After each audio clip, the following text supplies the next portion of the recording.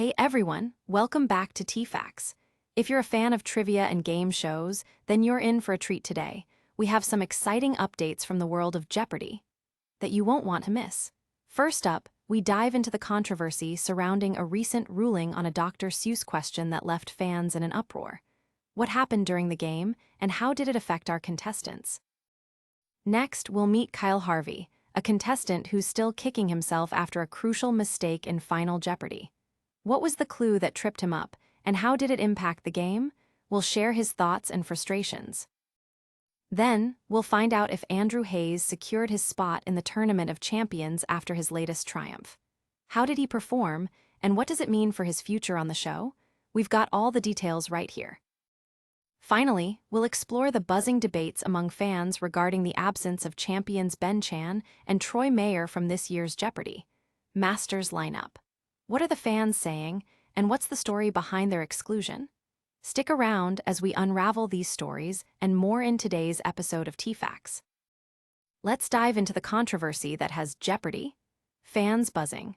During a recent episode, a ruling on a Dr. Seuss question sparked significant backlash among viewers and contestants alike. Contestant Stephanie Rosman faced off against Michael D'Iscuillo and returning champion Andrew Hayes in a nail-biting game.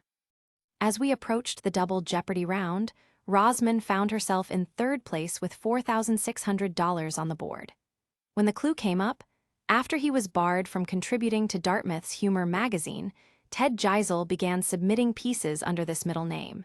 She confidently answered, "Who is Dr. Seuss?" This clever answer initially secured her an additional $400, bringing her total to $13,700 and pushing her to second place. However, upon returning from a commercial break, host Ken Jennings delivered some shocking news. He informed Rosman that her response was deemed incorrect because she included the term doctor rather than just Seuss. The ruling stripped her of $800, sentencing her back to third place with a final score of $12,900 after the tumultuous round. This decision didn't sit well with many fans, leading to a wave of reactions on social media. One Reddit user exclaimed, "Maybe I'm wrong, but that Seuss/Dr. Seuss ruling seemed harsh."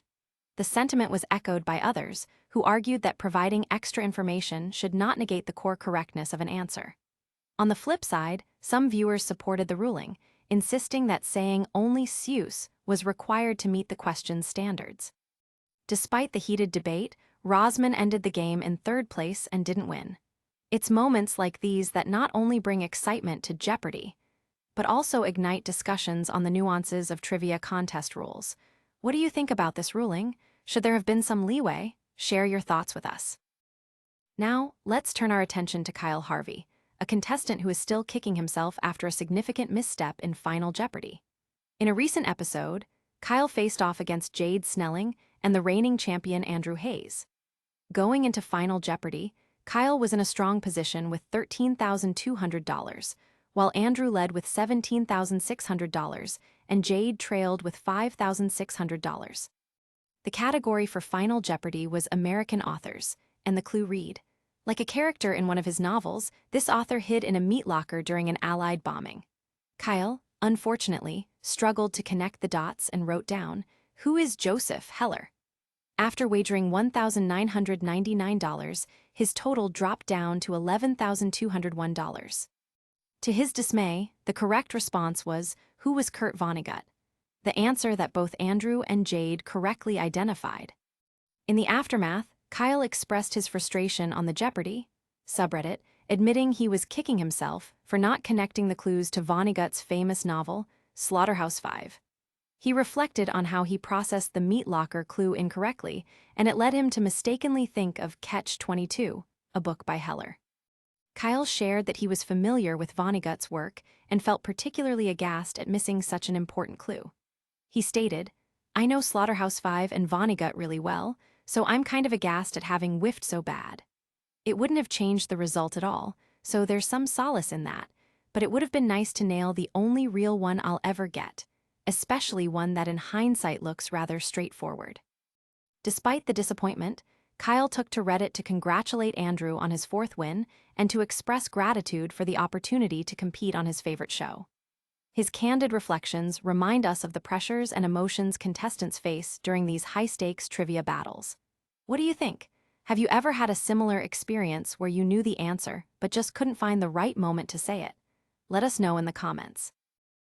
Next up, we have some exciting news about Andrew Hayes, who has now secured his spot in the upcoming Tournament of Champions. In his recent match against Jade Snelling and Kyle Harvey, Andrew was vying for his fourth consecutive win, a milestone that would guarantee him a coveted position in this prestigious tournament. As the game progressed, Andrew showcased his trivia prowess, leading the board with a total of $72,202 before the Final Jeopardy round. Throughout the game, he demonstrated strong strategic play, especially when he found the daily doubles and made critical responses, maintaining his lead over his competitors. When the Final Jeopardy clue was revealed in the American Authors category, it posed the challenge. Like a character in one of his novels, this author hid in a meat locker during an Allied bombing. Both Andrew and Jade successfully answered, "Who was Kurt Vonnegut?" propelling Andrew's total to an impressive $26,401 after an adept wager of $8,801, while Kyle faced disappointment with his incorrect response.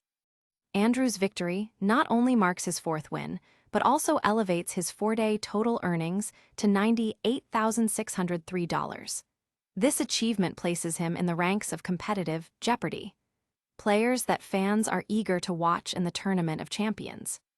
On social media, fans expressed their excitement for Andrew's success, with one user stating, "I really like Andrew. Happy to see he's in the TOC now." As he moves forward, Andrew will be facing off against fresh challengers, and viewers are eager to see how he will perform in the upcoming tournament. With his growing fanbase and proven skills, Andrew Hayes is looking to make a significant impact in the Tournament of Champions. Will he continue his winning streak? We'll have to stay tuned to find out. Finally, let's dive into the discussions surrounding the recent lineup for Jeopardy! Masters, where fans have expressed confusion and disappointment over the absence of champions Ben Chan and Troy Meyer. Both contestants left a significant mark on the show with their impressive performances, but many were surprised to hear they wouldn't be returning for this year's Masters competition. Ben Chan, known for his 9-game winning streak in 2023, finished with an impressive total of $252,600 and was the runner-up in the 2024 Tournament of Champions.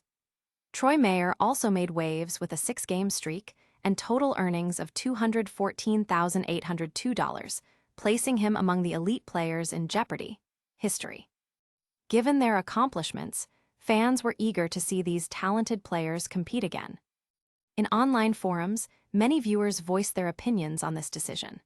One Reddit user explained, "Ben and Troy, along with Amy Schneider, lost in their respective quarterfinal matches at the recently concluded 2025 JIT, where the eventual winner Matt Amodio and fellow finalists Roger Craig and Juviria Zahir earned their spots at Jeopardy!